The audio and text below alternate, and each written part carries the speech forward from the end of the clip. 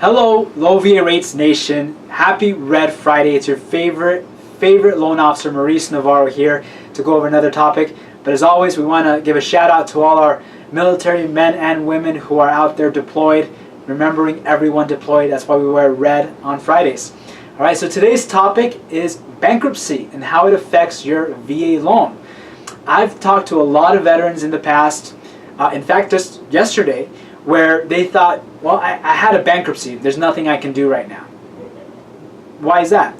Well, I had a bankruptcy. That's what I've heard. That's what I thought. We couldn't do anything. Well, that may or may not be true. So you need to speak with your loan officer. You got to talk about it a little more. But hopefully we cover over a few things that will help you to know whether or not you can do something. Okay. First, let's talk about bankruptcies. What are they? Now, there are a lot of different types of bankruptcies out there. But today we're only going to talk about Chapter 7 and Chapter 13. Okay? So Chapter 7 is known as a liquidation bankruptcy. Okay? What that means is that you have to sell assets to repay debts. Okay? You may not be able to pay off all your debts, and then you get on some kind of plan and so forth to pay them back. But it's not ideal. You lose your assets. You might lose your house, property, and so forth.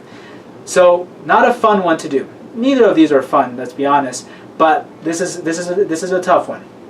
Chapter 13, on the other hand, is a reorganization of your debts. Basically, you get on a repayment plan with all your creditors to figure out how you will pay them, how often, and for how long. These can be a few years. They can go 2, 3. I think 3 to 5 years is about the common number of years. Okay, so all right. How does this affect a loan? So a lot of people think once you've had a bankruptcy, you cannot get a loan. That may or may not be true, but we're going to go over that a little bit. Okay, so for example, with a Chapter 7 bankruptcy, for a VA loan, the bankruptcy can be disregarded after 2 years. Okay, so 2 years after the discharge. Okay, so if it's been 2 years since it was discharged, we don't have to really think about it. Okay, it may still have affected your credit score, but the bankruptcy is not going to deter you from getting the loan. A lot more lenient than other routes. So for example, with a conventional loan, you have to wait 4 years after a discharge. Okay, let's put this in comparison with a Chapter 13. A Chapter 13, you can wait, so it can be disregarded when it's been 12 months after the filing. So as long as you filed your bankruptcy and at least 12 months have passed, we can disregard it.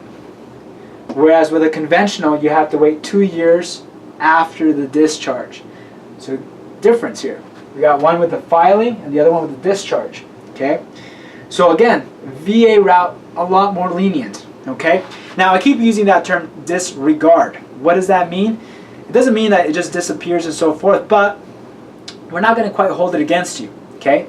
So there may be a waiting period. So if it's been over 2 years, for this one over 12 months after the filing, well, great. All right, let's just see how things are at. So we want to still look at the rest of your credit history, other things, financials, and so forth. Now, if you have had 30-day late payments, or if you're delinquent, been foreclosed on, or had collections or charge-offs, those are red flags in and of themselves, but even more so if they've happened after a bankruptcy. I mean, the whole idea of a bankruptcy is to sort of put your life in order, to put your finances, your debts in order. Now, if you've had that done and you've got more lates, more collections, things, and derogatory credit issues, it does not look well. So you want to keep it clean. Make sure your credit history, make sure you're making your payments on time. You should always do this, but especially after a bankruptcy. Otherwise, after a bankruptcy, it's really going to hurt your chances of getting a loan within a timely manner. All right. Now, there are exceptions made that you can still do it within that time frame. That's why I said they're disregarded after that. But you better have some pretty good reasons as to what led to the bankruptcy. Hopefully, you've reestablished credit, and this definition can vary between lenders. Same thing here with the Chapter 13. You can get a loan within 13 months or within the 12 months of after filing your bankruptcy. In fact, I've done loans for veterans who were still in the process. So they had filed and they're in the process, and we were able to do the loan. Yes, we had to get a permission or a letter from the trustee or the judge They needed some paperwork, but it was doable. So yes, there may be a little bit more paperwork, but if it means you getting your loan, lowering your payment, or getting that house, it's definitely worth it. So talk to your loan officer. Don't just think, oh yeah, I just filed, there's nothing I can do. That is a misconception, and that's what we're here to do here at Low VA Rates. We want to clarify, we want to educate you so that you can take advantage of those VA benefits that you've so rightfully earned. All right, so I hope this gives you a little bit more clarity. We could definitely jump into it a lot deeper, but this is why you want to speak to your loan officer and make sure you go and explain what happened. Hey, if it was an extenuating circumstance, we can take that into consideration, okay? Again, this is to, in case we're not within the disregarding period, if we have not met that and we're trying to make an exception. Exceptions can be made. You deserve it, you've earned it. Anyway, guys, I hope you have a wonderful Friday, wonderful weekend. Until next time.